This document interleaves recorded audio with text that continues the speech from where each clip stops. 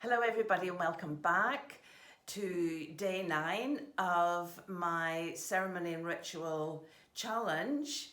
And today we're talking about water and the solar eclipse. The solar eclipse has probably passed by now, but I think it was around 10 o'clock this morning. And what is a solar eclipse? It's where the moon comes between the earth and the sun. On the 26th of May, we had a lunar eclipse, and that is where the shadow of the earth covers the moon and it appears to go dark. Now, I don't know if any of you remember that eclipse, which is only a few weeks ago. For me, it was incredibly powerful and intense. What I felt this morning was a lighter energy around this eclipse. I just felt that the sun had some kind of presence and the energy was much more nurturing. So I don't know what you felt. They're intense, and this is a new moon. So whereas the other eclipse came at the full moon, fullness is about letting go. That's the energy of the full moon. And I remember my dad was in hospital a couple of years ago, and he had dementia at the time, and the hospital rang me on a full moon to see if I could calm him down. And I could hear all these other patients in the background creating such a stir, and I said, "What's going on?" She said, "This happens every month at the full moon."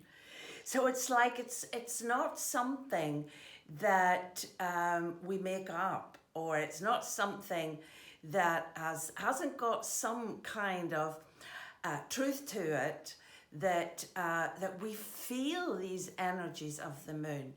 And if we think in terms of the influence of the moon on our bodies, but not just our bodies, but out there with the tides, you know, the ebb and flow of the tide is very much governed by the moon. And we have so much water in our body, 60% or something. Why would we not be influenced? Why would we not feel it, particularly if we tuned in? And it's really helpful information to have. So this is a new moon today. And what is new moon about? Well, new moon tends to be about new beginnings, new projects, new ventures, setting new intentions. So yesterday, I suggested you put some water outside if at all possible, or on a window ledge if at all possible. But if not, if you didn't manage to get it anywhere, like on an altar or anything like that, it's still possible. Once the new moon, the energy of the new moon will continue for 2-3 days. So you can still work with this. What I did, I put some water. I found a really beautiful crystal glass. I put the water in it. I connected with the water, and that can just be staring into the glass, spending time with it, putting love into it and connecting with it. And I showed you how to fukui and click your connection. So that's what I did. I put it out last night. Now today, what would the ceremony be? Well, I woke up this morning and really did feel this kind of incoming energy that had hope and peace to it, which was such a contrast to the last eclipse. It just made me feel a bit more uplifted. And I had a few things that came in that kind of stirred my curiosity, inspired me, and made me think of things that I may be able to do in the future, projects I might be able to start, or just all new things, new people coming into my life, new relationships. Anything today, just be aware of what pops into your head, like the seed of something that could possibly take root and flower into something else. So just be mindful of that today. So that was my ceremony. I then took my glass I blew my intentions into the glass. Now, we do know that we can influence water. We can influence the structure of water. Masaru Emoto has done a lot of work on this, and I'm sure a lot of you know him. And he can show, even simply, a beautiful piece of music can create beautiful structure in the water. Heavy metal can make very erratic, fragmented structures in the water. And even at home, what you can do under your glass of water is to put something underneath it. I actually embroidered a little placemat that has love written on it. So my glass goes on that. And that alone can create beautiful water that is so beneficial for you. It's a loving embrace when you drink that water. So what will I do with this water? Well, I personally am going to take this water to somewhere where there is flowing water. Not only have I put my personal intentions in, but I have put in love and healing for all of Mother Nature, wishing peace and hope that I felt this morning for all beings, all sentient beings, to our Mother. And I will pour some of that into the sea, and then it's distributed out. You could do the same in a river, anywhere where there's flowing water. But you could also drink this water and be very mindful as you drink it. You could put it in a spray. There's all sorts of things you could do with that water. I also have a crystal in there. It's a quartz crystal.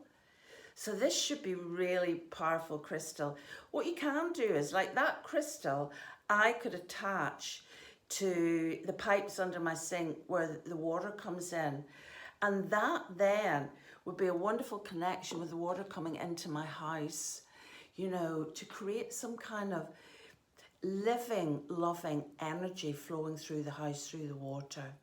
It's about honouring our water. Another thing I have is shungite crystals. These are shungite crystals. It's very hard to see them. They're black carbon crystals. They're called crystals, but whether they're theoretically actual crystals, I'm not sure. But they're called shungite, Shungite, and they come from Russia. And these ones are what are called the elite ones. They just have, I think it's carbon, more carbon, but they're more potent. And these are for purification. So in your water, if you place them and leave them overnight in like a pitcher or container, these purify the water, but they purify your system as well.